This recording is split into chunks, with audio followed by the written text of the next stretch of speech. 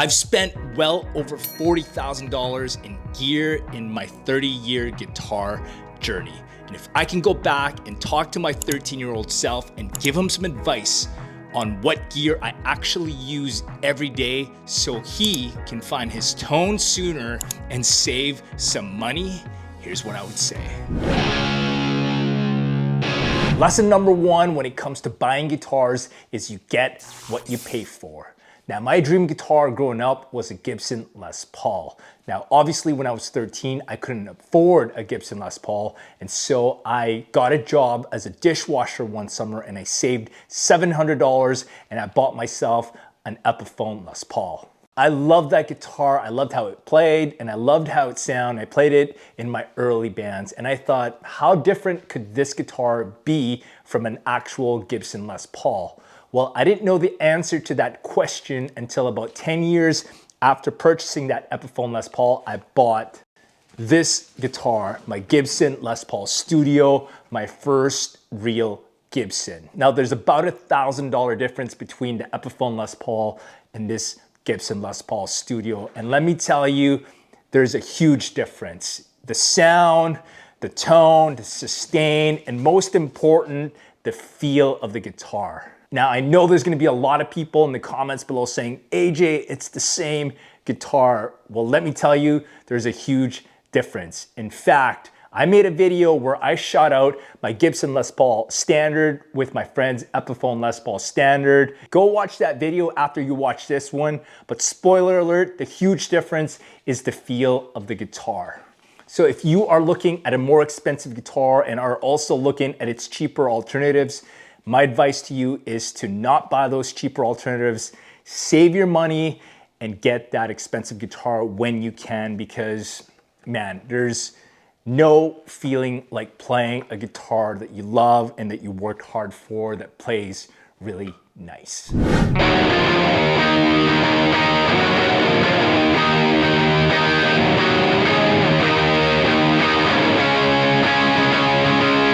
Lesson number two, and it's gonna be contrary to lesson number one, is sometimes cheap gear can surprise you. Remember this little pedal called the Bad Monkey? Well, before JHS pedals blew this pedal up and turned it into a cult classic by comparing it to a Klon Centaur, this pedal was widely available on the market for $60, and there was a ton of them on the used market. You couldn't get rid of these pedals. But the cool thing about surprisingly cheap pedals like this one is that it solves problems of more expensive gear like the Tube Screamer. The Bad Monkey is arguably better than the Tube Screamer because it has these two tone knobs right here, a low and a high. Whereas we all know a regular Tube Screamer just has one tone knob. So this pedal solves the problem of the Tube Screamer, making your tone small. This one can make your tone fatter.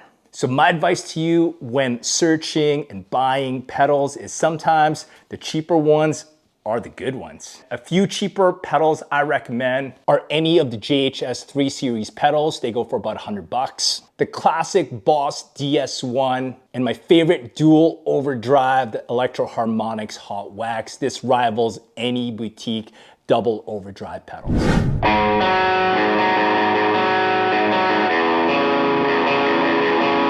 Lesson number three, tone chasing isn't linear. I always thought upgrading gear meant going up in size, going up in wattage, going up in gain, maybe following all the hype. In my 20s, I owned a JCM 900 and I loved that amp. But there were some nights where I'd be playing a gig, I always thought that it didn't have enough gain or distortion on tap. So one day I had an opportunity to trade that JCM 900 for a Mesa Boogie dual rectifier. With the dual rectifier, I thought I'd have all the gain in the world. And when I brought that Mesa Boogie into my practice space and I played it for the first time, I immediately regretted my decision. Not that there was anything wrong with the Mesa Boogie dual rectifier, but it just wasn't my sound. I missed the bite of the JCM 900. I missed the mid-range bite, and I just found that the Mesa was too scoop and too boomy for what I was doing. That was the first time I realized that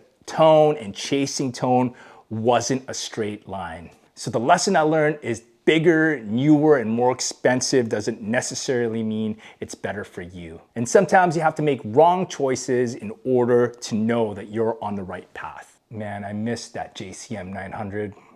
One day we'll be reunited.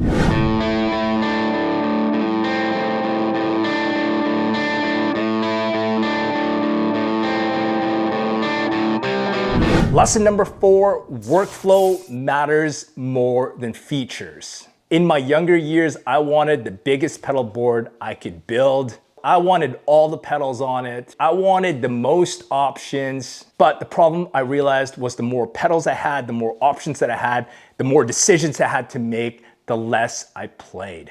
I would spend way too much time tweaking and not enough playing. And so a few years ago, I decided that enough was enough and I wanted to downsize. And for the last 3 or so years, this little pedal board has powered my entire setup. I have a video on this pedal board.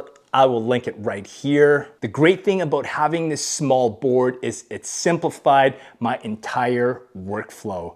99% of the time, this pedal board sits at my desk, and whenever I have an idea for a demo or if I'm working with a client and they need a quick guitar part, I can just jump on here, plug a guitar into my DAW, and I'm recording within seconds.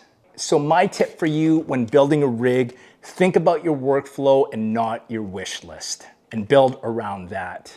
If it's a hassle to use and to set up, you're not gonna use it. Creativity thrives on simplicity, and I've found this to be the most important thing in my workflow, and having a simple board makes my workflow so much better.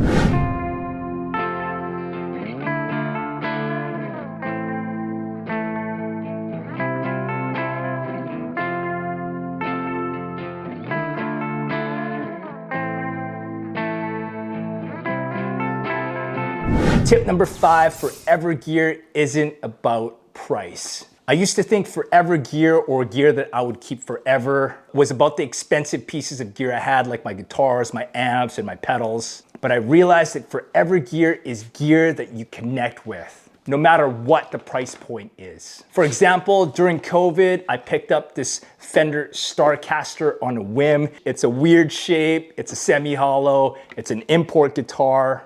And it's not fancy, but for whatever reason, this guitar, the last few years, has become one of my go-tos whenever I want to pick up a guitar. But I just connect with it so much. The point that I'm trying to make is forever gear doesn't have to be your most expensive Les Paul, your most expensive amp. It's just a gear that you love playing on a day-to-day basis. And maybe it has some sentimental value to you.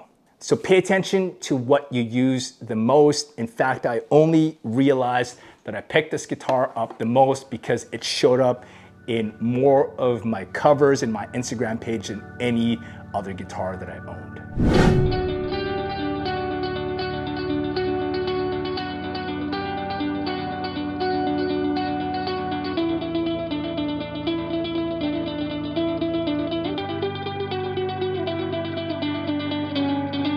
And that's it. Those are the 5 lessons that I learned after doing the painful math of trying to figure out how much I've spent on gear my entire guitar career. Hopefully it will help you make smarter choices when purchasing gear. If you made it to the end of the video, I appreciate you. If you want to see my forever gear and I have a video about that, I will link it right here. If not, this is my forever amp. Thank you for watching. I will see you guys in the next video. Peace.